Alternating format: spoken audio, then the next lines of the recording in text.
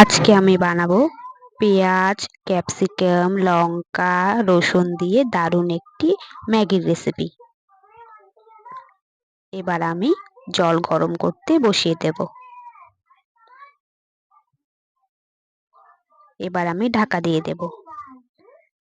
জলটি এবার ফুটে উঠেছে, দিয়ে দেব নুন। এবার আমি ম্যাগিগুলো দিয়ে দেব।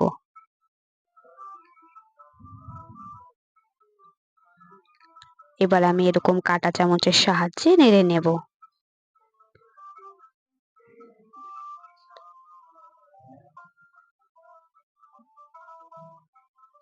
ম্যাগিগুলি আমার সেদ্ধ হয়ে গিয়েছে, জলটিকে ছেঁকে নেব।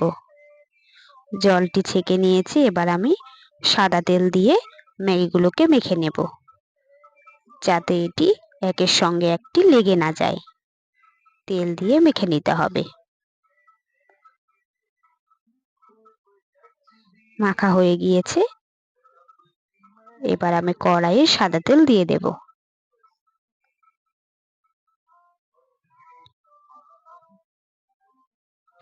তেল আমার গরম হয়ে গিয়েছে, এবার আমি রসুন কুচি দিয়ে দেব, দিয়ে হালকা ভেজে নেব। ভাজা হয়ে গিয়েছে, এবার লঙ্কা কুচি দিয়ে এগুলোকেও হালকা ভেজে নিতে হবে। এবার আমি ক্যাপসিকাম, পেঁয়াজ কুচিগুলো দিয়ে দেব, দিয়ে নেড়ে নেব।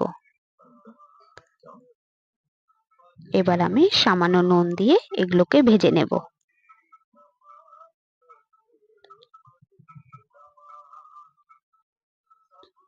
মাঝে মাঝে নেড়ে নিতে হবে।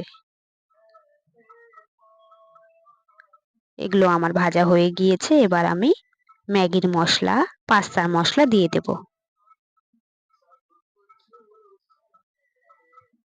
দিয়ে এবার নেড়ে নেব। সবগুলোকে মিশিয়ে সেদ্ধ করে রাখা ম্যাগিগুলো দিয়ে দেব। ম্যাগিগুলো দিয়ে এরকম করে নেড়ে নিতে হবে।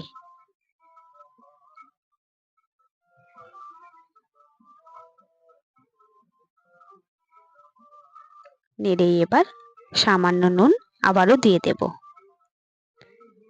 দিয়ে একটু এরকম করে ভাজা ভাজা করে নিতে হবে।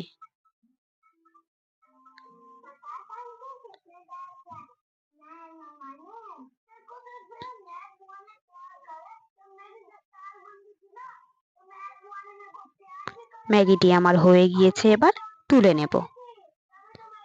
এই ম্যাগি একবার বাড়িতে খেয়ে দেখুন, দারুণ লাগে খেতে এরকম করে ম্যাগি।